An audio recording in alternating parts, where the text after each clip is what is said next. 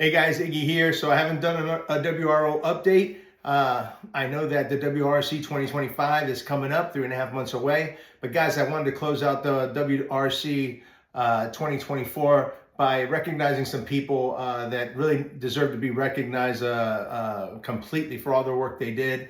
First of all, I want to thank the WRO again for asking for the opportunity to be the head assessor. Being said, there were some challenges, guys. This was the second consecutive year that we had the event on an island, and as you guys imagine, in 2023, Lanzarote, 2024, Azores, Portugal, the logistics involved are tremendous. So thank you guys, the teams, vendors for your patience, assessors for your patience. It's also the second year that we use the weighted system.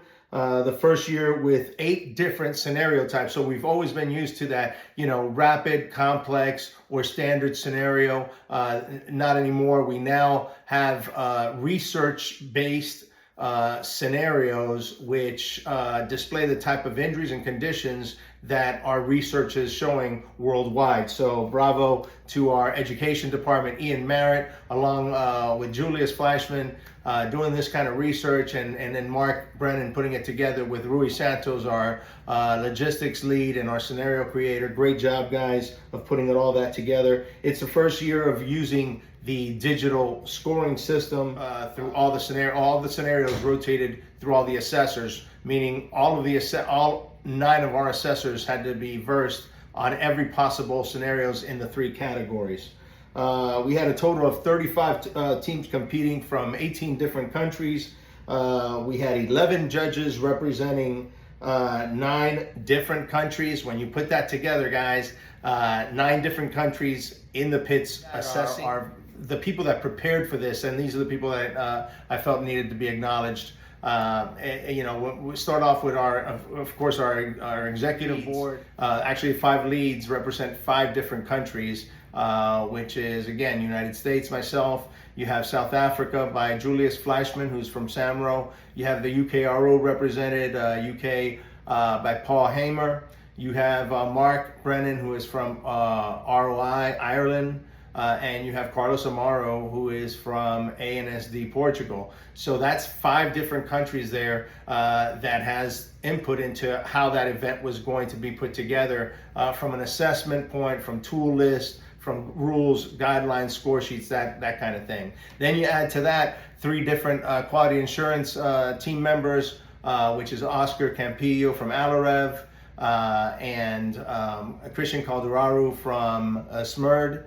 And you have Andres Aspas from APRAT, and that is 3 different countries there. So all told, between the leads and our QA team, we have 8 different countries involved in how these things are put together for you guys. So we appreciate your patience and look forward to great things coming from all of these different countries having input. Now, because of the floods that happened in Valencia, only days before the event, you guys know that threw off the schedule for flights onto the island. We had 4 teams that couldn't make it onto the island in time to compete. So the only other choice other than to forfeit was to talk to the teams and let the schedules be corrected, so that we can move certain teams around and still give them the right scenario and still allow for those 4 teams that were going to be late getting onto the island. And as I know they would, all 31 teams that were asked were in agreement to moving teams around, and it worked out great. Thank you so much to the teams that stepped up to the plate, including another team that had to leave early at the end of the event, unexpectedly had to return, and we had to ask one of the teams to move their schedule around at the end of the event. So thank you very much to those teams that did that for those other teams to accommodate, again, the issue with the terrible floods in Valencia that threw off all the flights. So as you can imagine, that's going to cause a little bit of confusion because these scenarios are assigned to a time slot, not to a team, a time slot. So when we pick the teams to throw them in slots, those scenarios are already set to them. So you can imagine that was going to cause a problem. Over 4 days, guys, you can imagine 35 different teams, over 4 days of scenarios, and we had a total of 105 scenarios. Unfortunately, we did have issues with 2 scenarios. The teams involved were very gracious. RSB Lisboa proved they have the heart of the champion when they were asked to redo one of their scenarios. Was not their issue at all, was an issue on our end. Our end being WRO and the Host ANSD, who, by the way, guys, I absolutely love the way the two issues were handled by our host and by the WRO. Very satisfied that it was done very fairly and professionally. And again, thank you to the teams, not only RSB Lisboa, but Les Toils France also had to redo one of their scenarios. And again, guys, this was not making excuses, but it's tough to adhere to timetables when teams have delays in getting in on time, and that throws the timetables off each day. So kudos to Ian Merritt for working with ANSD, João, Louis Figueiredo, Rafael, and the other ANSD staff that did a great job of accommodating these teams. Thank you again to the assessors for being flexible with everything we threw at them this year. And of course, thank you to the teams for your professionalism and your patience with all these little issues that we were trying to take care of.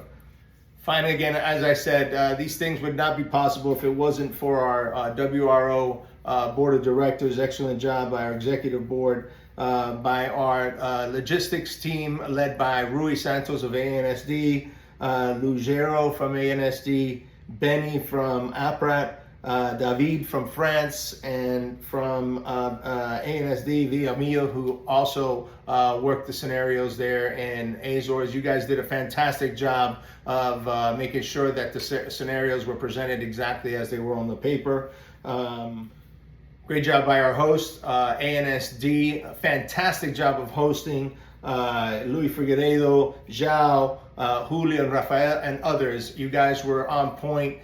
Couldn't ask more of you, and great job of taking care of all the logistics needed. Again, finally, a big round of applause to our assessors, guys.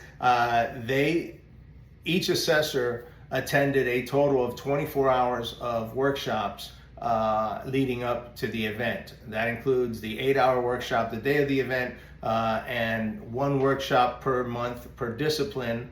And right before the event, the last 2 months, we met as a group for 2 meetings per month. So when you add up all those hours, it came up to 24 hours of actual workshop time. And I think it showed because you saw the consistency. Again, you had 3 different sets of assessors rotating through 8 different scenarios, and consistency in their scoring was not an issue from the feedback that we received. So well done. I'll start with the command assessors: Igor Gabriel from Abres, Ray Martin from ROI, Roger Linas from APRAT.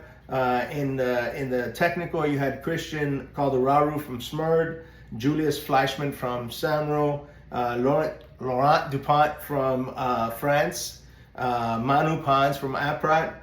In medical, also in medical, Adrian Sakaraya from SMERD, and Jake Turner from UKRO.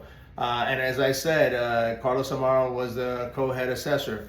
So great job by our assessors, great job by the host. Thank you guys for your professionalism and your patience. We'll make sure I'll make a follow-up video to this one, updating on not only on the recent NAVRA National, but updating us for the upcoming WRC 2025 in Karlovac, Croatia. All right, see you guys.